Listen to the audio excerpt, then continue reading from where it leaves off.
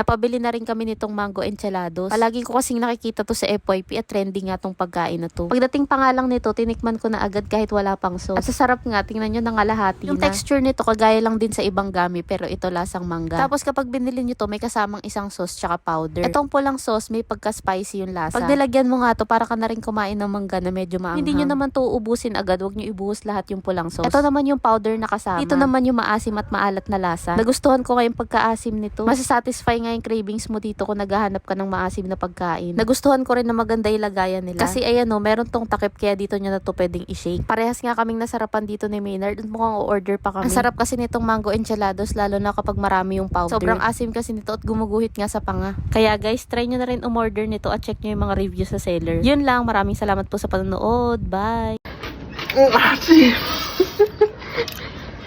Weh.